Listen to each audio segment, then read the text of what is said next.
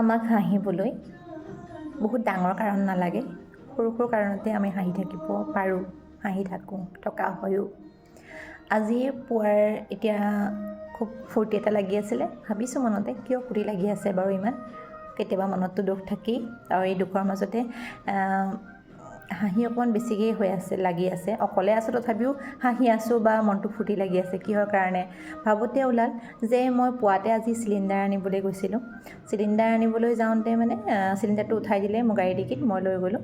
লৈ যেতিয়া গ'লোঁ যাওঁতে চিন্তা কৰি গৈছোঁ যে গাড়ীৰ ডিকিৰ পৰা কোনে নমাব চিলিণ্ডাৰটো, তাৰোপৰি আকৌ ফুল চিলিণ্ডাৰটো কোনে উঠাব, এনেকুৱা এটা চিন্তা কৰিছোঁ।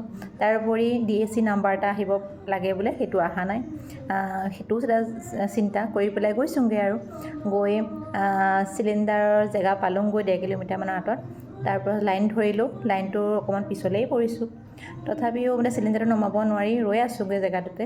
তেনেকুৱাতে প্ৰায় 1 নম্বৰ 2 নম্বৰ থকা মানুহজনে আহি পেলাই সুধিলেহি যে তোমাৰ চিলিণ্ডাৰটো, মই বোলো ডিগিত আছে। কৈছে বোলে ব'লা মই নমাই দিম। তেখেতে নমাই দিলে। তেখেতেও মোৰ চকুৰ চিনাকি, আমাৰ মাত বোল তেনেকৈ দিয়া প্ৰায় নহয়েই চাগে, দেখিছোঁ তেখেতেও মোক দেখিছে, সেইবাবেই চাগে জানি তেখেত আহিছে। আৰু তেনেকৈ চকুৰ চিনাকি মানুহ তাত বহুত আছিলে। তেখেতে আগবাঢ়ি আহি মোক চিলিণ্ডাৰটো নমাই দিলে। আৰু চিলিণ্ডাৰটো নমোৱাৰ পিছত আৰু তেখেত আগতেই আছিলে। তাৰপিছত চিলিণ্ডাৰ গাড়ীখন অহা নাছিলে অলপ দেৰি, তাৰপিছত প্ৰায় 45 মিনিটমানৰ পিছত আহিলে।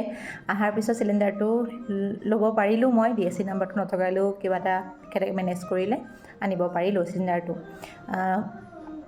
চিলিণ্ডাৰটো লোৱাৰ পিছতে কি হ'ল, এতিয়া ভৰাই দিবলৈ তেখেত দৌৰি আহিছে। মই যেতিয়া কামটো হৈছে তেখেত দৌৰি আহিছে, আহি কৈছে মই আপুনি যোৱাগৈ নাই? কৈছে নাই যোৱা, মই আপোনাক চিলিণ্ডাৰটো ভৰাই দিবলৈকে ৰৈ আছিলোঁ। তাৰপিছত চিলিণ্ডাৰটো তেখেতে আকৌ ফুল চিলিণ্ডাৰটো মোৰ ডিগিত ভৰাই দিলে। আৰু ভৰাই দিয়াৰ পিছত মই ঘৰলৈ আহিলোঁ।